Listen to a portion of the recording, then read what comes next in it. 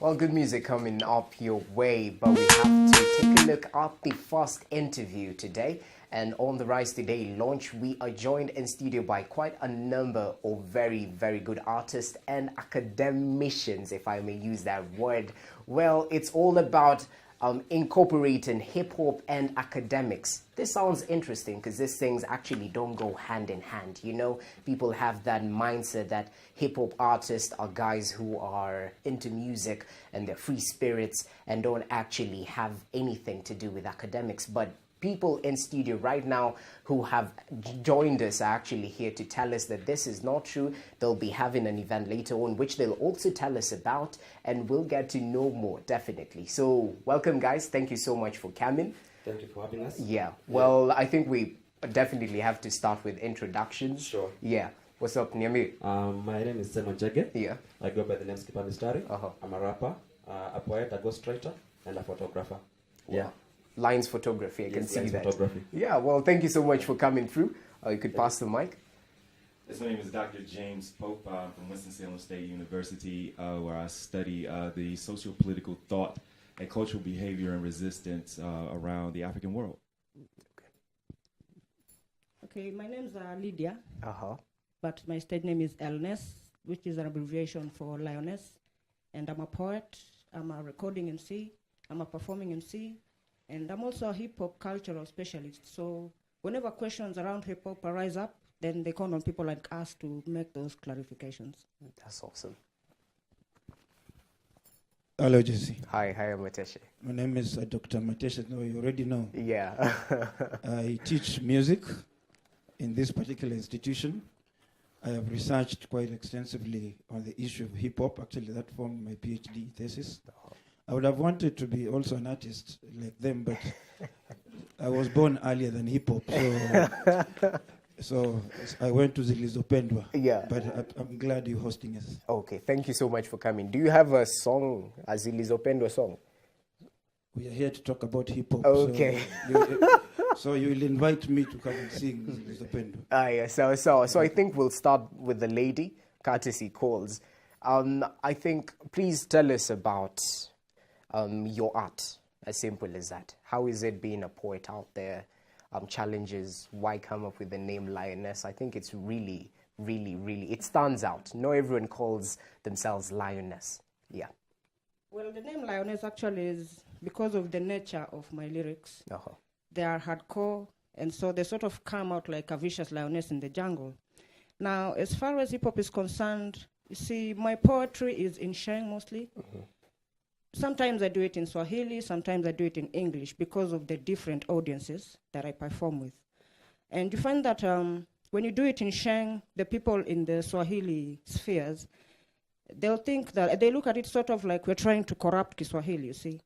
And then the people who do their poetry in English also see like if you do your poetry in Sheng, you're trying to corrupt English. Yes. But you see, when we use Sheng in our poetry, when I use Sheng in my poetry, I'm simply trying to capture the urban experience accurately, you see. Yeah. And that's the only way I can do it. And even if it doesn't get that much appreciation here, on the international crowd, it gets a lot of respect and a lot of recognition because one, it doesn't sound like theirs, and I don't look like them, so they become interested in what I'm saying, you see? Yeah. So here you might get a lot of skepticism from different crowds. From the women, you get appreciation because you're speaking for them because of your conscious lyrics. Yeah. Out there, you get a lot of appreciation because they really can't understand what you're saying. And normally, they don't prefer you performing in English. They prefer you using your original language, and then they can get the translations online or something. Yeah. So out there, it's appreciated a lot. In here, it's a bit skeptical, but women appreciate it. Other poets appreciate the art. So it's actually different. There's differences in the audiences that you get to perform your art with. So that has been my experience. Oh, yeah. Well, let's go to Skipper Mistari over here. You're a Yes. rapper. Yeah. Yes, and I obviously know you. Most guys in Kenyatta University They do. Yes. So tell us about your journey in hip-hop, specifically. Basically, my journey goes back to around my early 2000 when I started listening to Koflani and other Kenyan rappers. I'm a guy who crams lyrics when I listen to a song. So if I love your song, I can rap your lyrics from A to Z. Then slowly started writing for people. We call it ghostwriting. I was not a rapper then. I just write and sell them to rappers and poets. Then when I joined KU in 2012, I started recording, and that was it. Yeah. So I've been recording quite a number of songs, from then till now. Yeah. So as an artist, as a hip hop artist in Kenyatta University, what challenges did you actually go through? A lot of them. Yeah. The first thing, getting on stage was a problem because nobody knows you. The bouncers don't know you. The MC doesn't know you. The fans don't know you. And there was a notion that these KU artists are not good. Yeah. When I was starting my thing, so you will get on stage even before you spit your first bar. You're already booed. Oh, exactly. The one Rabbit who is waiting backstage. Yeah. So basically, before you change that and you make people love you and become the household name that I was, it was a task, but I made it. Yeah. Yeah. Well, that's good. I think there's actually pride in the struggle. Yeah, there is nothing good comes easy.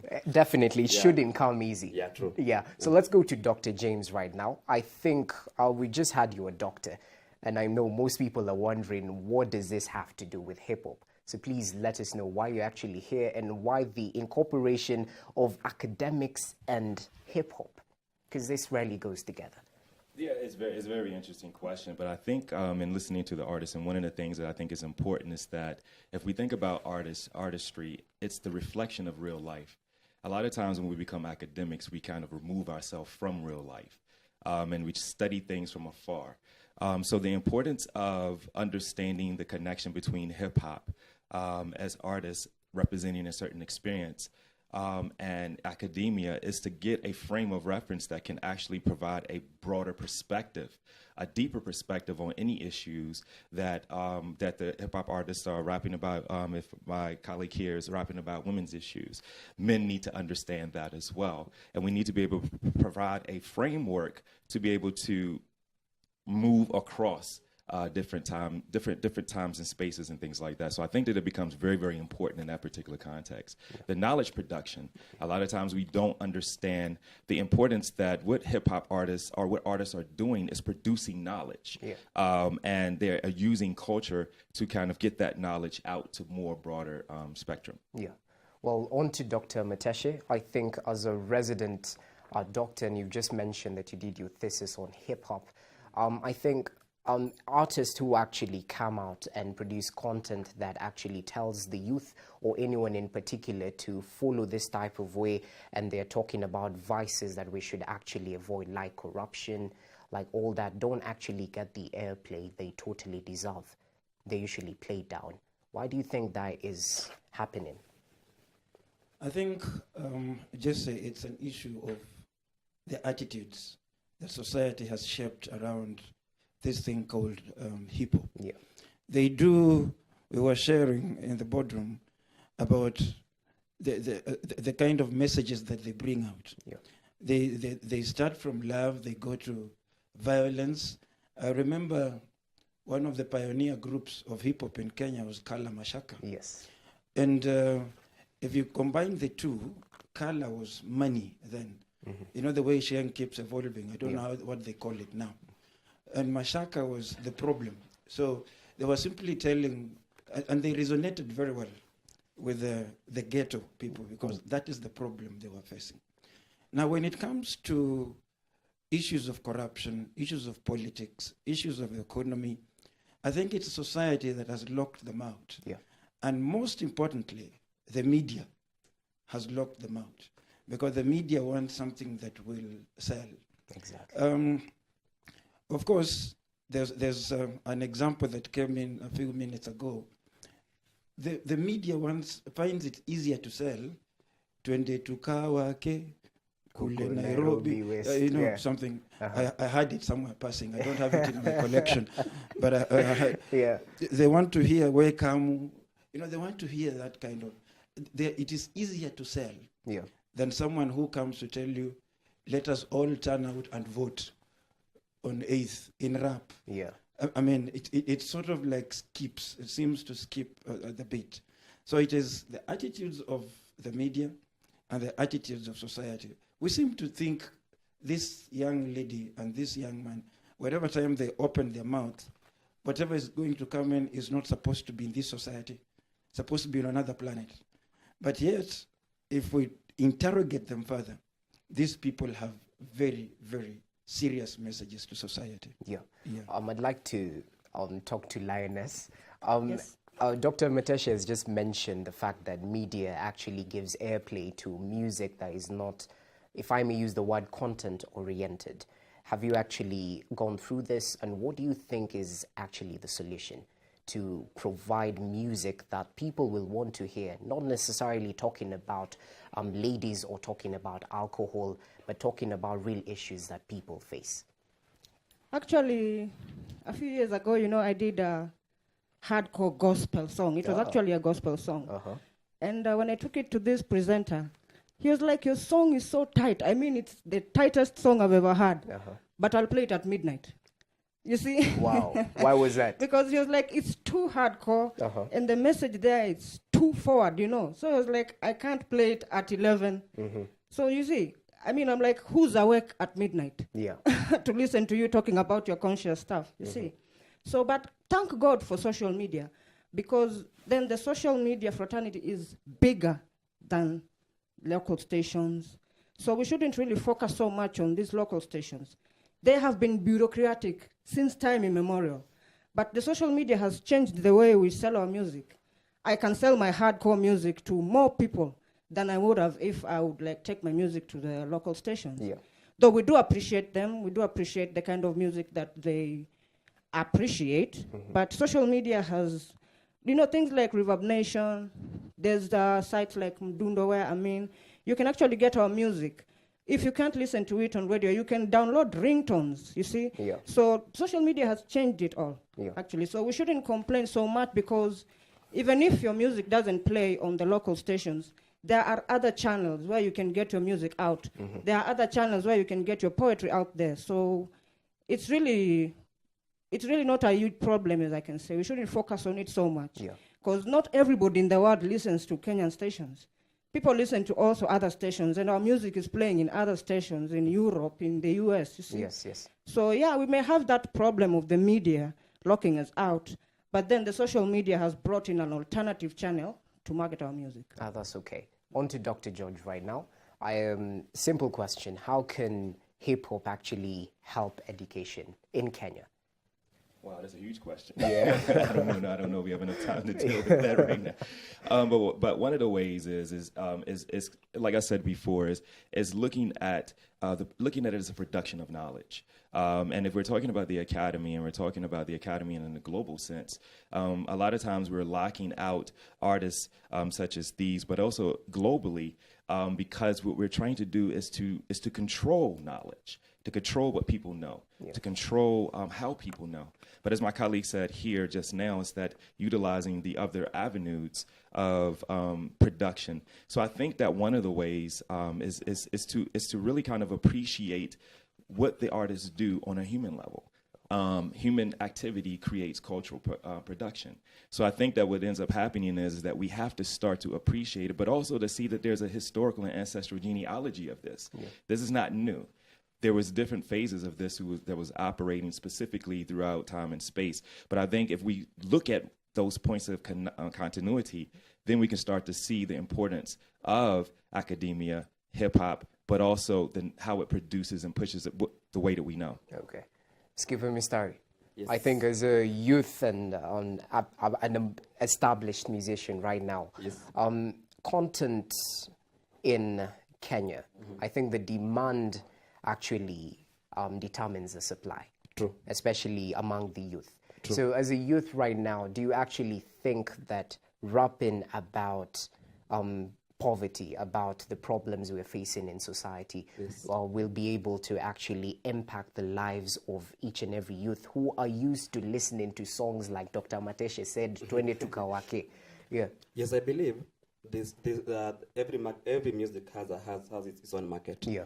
And going by the doctor's example of you don't work every day. Exactly. In the course of you'll work in the evening, but during the day you'll be maybe doing in your place of work or in your home doing whatever, listening to some music that makes sense. You can't listen to work every day the whole day. You get. So basically, at some point in life, if for the average human being, you want to sit down and listen to music that makes sense. You don't want to turn up every other time. And when the time comes, you listen to music, hip hop that makes sense. Yes. But question is, we obviously want to listen to hip hop that makes sense, but as an artist, there's pressure on your side because maybe most people want to hear Twende Tukawake. You know, True. if you remove a song talking about liquor, it might actually get more airplay. As she just mentioned, that she chucked a song that is so real, and the presenter said, we'll play music at 12 midnight. True. So as an artist, you know that will happen. So you get that, you actually feel like, I should actually join the rest and produce music that says this and this and this, that the popular wants to hear. Yeah, so is that a challenge for you, personally? It is for every artist to be included, but at the end of the day, it all boils down to the individual. What are you doing your music for? What inspires you? If you want to make hits and make numbers and sell and be on TV, you know the route to follow. Exactly. If you want to make timeless music, you know, music that makes sense is timeless. For example, Tupac's Dear Mama, 20 years down the line, we still listen to it. Listen to that. Yeah. So at the end of the day, it boils down to the artist. What do you want to do? What do you want to give to the society? What do you want to feed to your fans?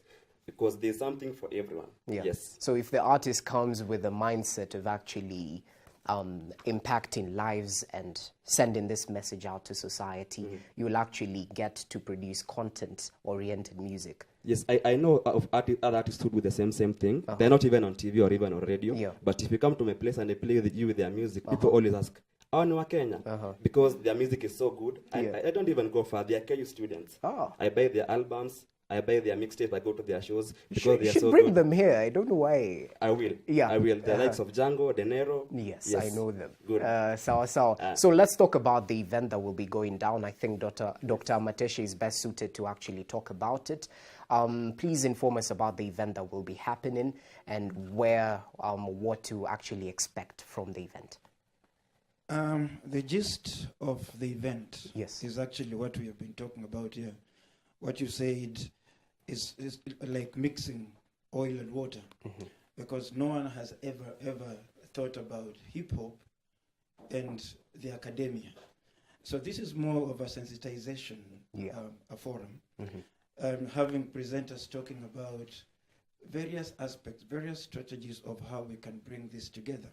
Remember, when we talk about hip-hop, most of the time, we tend to look at hip-hop or understand hip-hop as music. Actually, the music is not hip-hop. Hip-hop is the culture. And the rap is simply part of that culture. There is dressing, there is food, there is where we hang out, there is whom we relate with, there's how we develop and dissolve our conflicts, so to speak. So what society has, or rather the academia has focused on most, is how we dress. You get?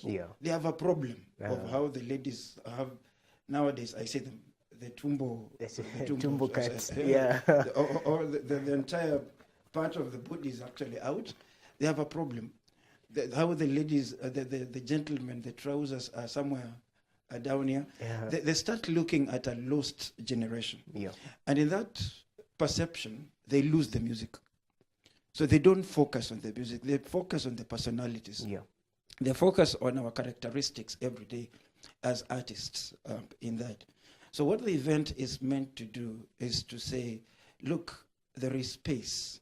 Because even today, just say, if I'm given, if you come to our course outlines also, and I'm given a unit called Contemporary Studies in Contemporary Music of Kenya, unless I'm bold enough to sort of prosecute the issue of hip-hop in my course outline, the course description is silent. They will allow you to talk about Benga, they will allow you to talk about Calypso, they will allow you to talk about Daudi Kabaka, but the moment you start giving a case example of wellness. Now, again, your job is on the line. Yeah. So we want to demystify that. We want to say, look, as Doctor has said, there is knowledge in hip hop. Yeah. Knowledge that we even rarely find in classical music, where we only listen to instruments. Knowledge that we don't find in Baroque music. These people are talking. And they're talking issues that affect society, affect our students, affect the academy. And therefore, that bridge cannot just happen from nowhere. Yeah. We have to come together. We have to have a discussion. We have to have, like we are talking now, we have to have arguments. And then eventually on the recommendation, we have to have a way forward. Yeah. And that is what is happening in the event that is coming. Okay, so when is the event happening? What's the venue? I would like to say the event will happen on the 14th. Okay. Of this month. Of this month. Of course, other details will keep coming up. The banners are going up. Yeah. But we can say Kenyatta University is hosting it. It is a pioneer event. Yeah. Happening on the 14th. Okay. Yeah, maybe Doctor has an addition to that. Yeah, let's listen. Well, yeah, no, I wanted to piggyback off of what you just said, and it's been collaboration with Kenyatta University and Winston-Salem State University as well. But again, how do we bridge these particular gaps become very, very important. But I also want to make the note that this is a global issue that we're dealing with from the United States. We're dealing with the same issues, and we're dealing with the same types of approach to characteristics of human behavior. That's okay. So I think we go to Skipper right now.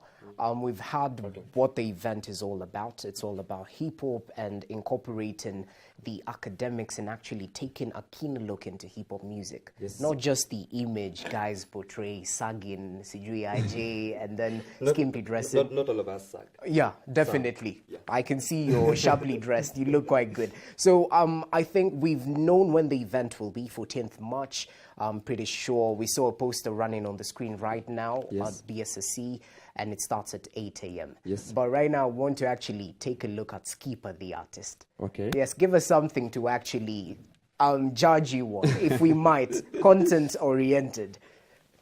Okay. Nikicheki way back sini mbali tumetoka, mimi na mafans mistari nikifoka, hali ziwe ngumu sinazidi jikokota, Mungu yuko juu, najua tutafika, shida zikikam sinazidi vumilia, juu ni hali ya maisha, kucheka na kulia, kwenye rap nipo juu kama nundu ya ngamia, kwenye beat na lipuka soni ite haramia, nataka pata mita soni nazidi changamia, sitawahi kuibia, ndio ni baibia, mlango iko wazi success kuingia, dream come true penye nia pana njia penye jooni, imefika mtu wangu ni bidii, jana kesho leo nikiroga namna hii, kusikiza na maboy na pia na washi kwa matri kwa redio, hii ni ngoma ya wadhi.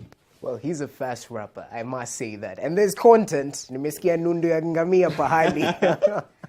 Well, that's actually quite good. You'll be attending the event. Yes, I will be. Definitely. Yeah. Yeah, so if you're a fan of Skipper Mistari, please make a point of coming through to the event. It'll be happening on the 14th of March. Yes, more details will be coming up your way, as Dr. Amatesha just said. We also have a lady in studio who's actually a spoken word artist or poet. Both. So you could actually give us a little bit of both then? Yeah, we're rising today, you know. Definitely. Nice. Okay. I want to bring some order in the house. Tuna marende maspika, but we need a new order. Ambapo kwamba kuna wealth redistribution. Ili kupunguza gap ya rich na poor, kupitia kuenforciwa kwa progressive, imaginative na rational policies. Order, kimawaidha, aidha, kimafaida, pia kiakili na artistically, pia spiritually na musically. Order. Actually, African continent iko na talanta. Sisi zinaweza kutumika katika ujenzi wa taifa. Ingekuwa ni uhuru na mashamba, tungedevelop mamushadha. Order. Imekuwa ni uhuru na kazi, so wote mijini barabarini wasaka vibaro. Tuko manyu juu ya national plans zilizo na kasoro na policies za kinoko, zitokanazo na ukosefu wa integrity, iletayo poor leadership, punguza pollution na mental slavery. Hamtambui iko within capacity ya Africa kubanish autocracy, yani uongozi wa kiimla, starvation, yani njaa ilioje, na abject poverty, yani umaskini wa kutisha. Rise today and create some order. Yeah. Well, we've definitely created order. Thank you for the mic. There you have it. It's as simple as that. There'll be an event that's happening on the 14th of March. We've been informed about all that. Please make way to the event. This very capable gentleman and lady will be there, and you'll actually get to interact more with them. It's happening on the 14th of March. I've seen a poster running. It's in Business Center. I hope so. Yeah, so any final remarks as we finish off? Basically, what I can ask for from the academia world is a change of attitude and perception, because, for example, if you look at the US, the best is, I believe the best university in the world, Harvard University, has a program for archiving hip-hop albums. For example, as of now, we have 4 albums, and the most recent is of Kendrick Lamar's 2015 album, To Pimp a Butterfly. So that shows that if Harvard is willing to archive hip-hop albums in their library for the rest of for all the students who will come to the place to refer to them and cite them in their work, there's opportunity as long as we change our mindset and embrace our culture. Yes, the hip-hop culture. Definitely. Good. Yeah. No, that's very, very important. And one of the things, and also to add to that, is there are a number of courses that come up, and I actually teach a course as well that's dealing with hip hop and academia. But it is a very, very important. I'm very happy to be here, although I got here very early this morning, and I'm glad I was able to have my mind right to be able to be here today. But I look forward to the event, and I look forward to this prolonged process, to this just being step one in a longer process. Yeah. All right, courtesy of Literatur Werkstatt, it's an academic institute in Berlin. They actually got to put my poetry on www.lyricline.com. So if you want my poetry, you can get it at www.lyricline.com.